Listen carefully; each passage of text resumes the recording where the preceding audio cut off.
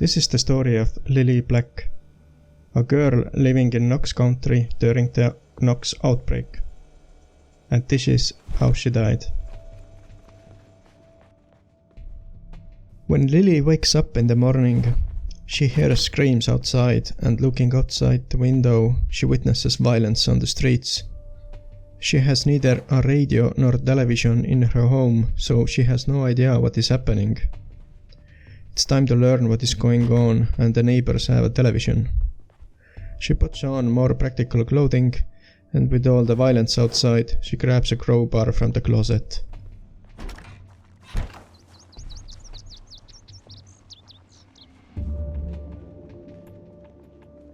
Sneaking through the yard, looking at the infected across the street, makes her body shiver from fear. Neighbor's lifeless body lies on the front lawn, drenched with blood and covered by ragged clothing, as if the clothing did not even belong to them. Water inside the grass is squelching under the feet from recent rain. She hopes no one will hear her.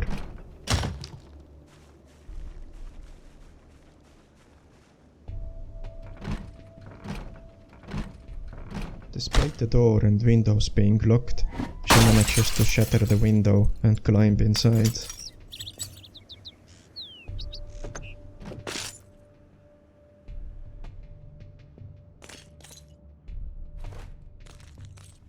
The neighbors must have packed their stuff if the closet is empty. They most likely made an attempt to flee, but the evidence on the front yard reveals the terrible truth how far they managed to get. There was no one to be found inside the house. There was a weird smell in the thick air that filled the quiet rooms of the building.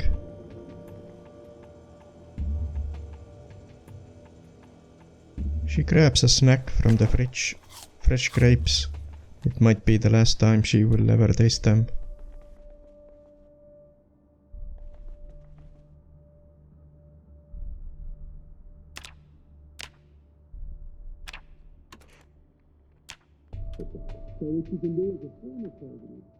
News on the television reveals a virus that spreads through the air, saliva and blood is on the rise.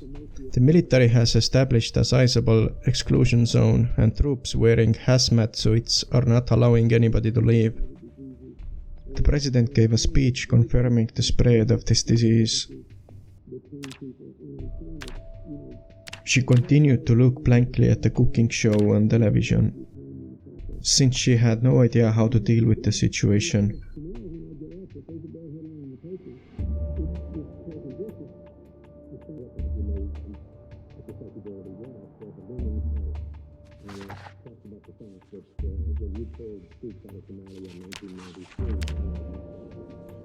An idea of hope pops into her head as she stares at the electrician box she grabbed from home, that perhaps there are people at the school who can assist.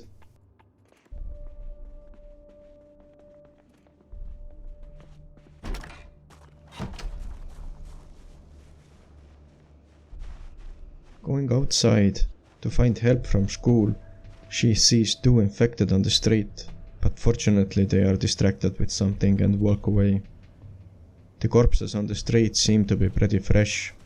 Both neighbors are dead on their own front yard. They did not get far.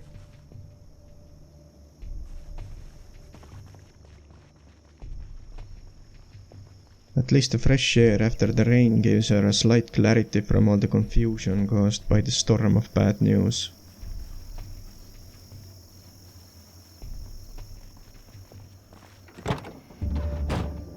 She approaches the van in the hopes of finding a running vehicle, since it appears to be in good shape. However, closer inspection of the vehicles reveals nothing of noteworthy. The van's keys are missing, and the blue truck is totaled.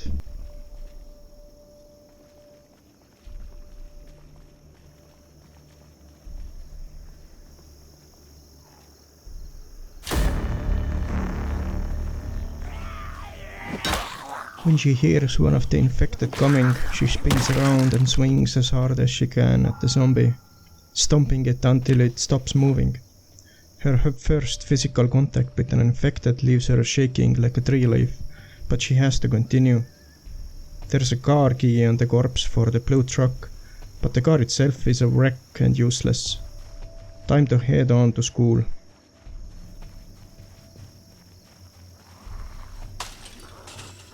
The metal fence around the schoolyard is covered with tiny raindrops and slippery.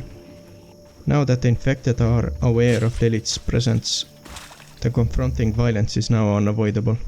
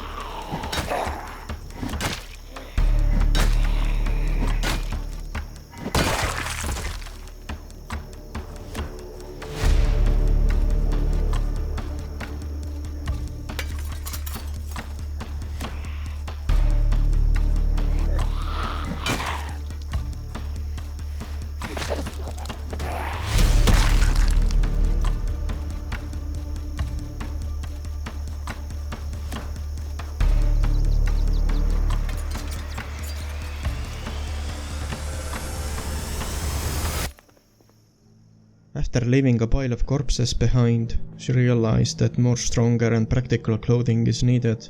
Proper pair of jeans and leather jacket can protect from the scratches. Also finding a watch will come in handy. It's the 9th of July 1993, and in fact yesterday was Lily's birthday. Hot midsummer temperature will not play well with the decaying corpses outside. The dire smell can be sensed from inside the classroom. She is exhausted after the fighting. It's like the crowbar in her hand weighs more than before. Blood all over her clothes and the stench from the clothes she picked up from the corpses is obscene. Feeling parched, she now has to find something to drink. Looking through the school desks, she at least finds some fast snacks to get some nutrition. The dead are relentless as 2 additional infected base after Lily. As she retreats back to the classroom, she makes a quick work of them.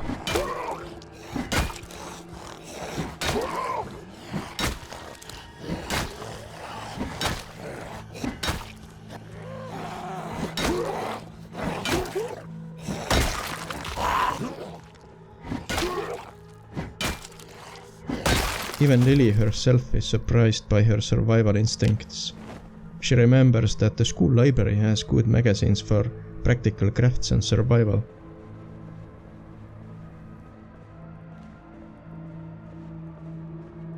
After searching every locker, she discovers a backpack and some extra chips. Now that she can store everything in the backpack rather than in her pockets, fighting off the infected will be more comfortable.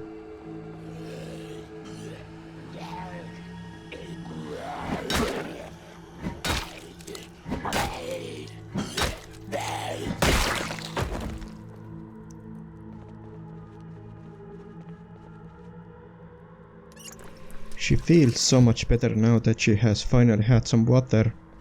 She needs to locate a container to keep some water as a backup, since it's essential for continued survival. The obvious choice would be go to the school kitchen. She takes an empty bottle out of one of the trash cans and gets an onion from the refrigerator to munch on. Pretty sure the infected won't mind. It will at least mask the unpleasant taste in her mouth.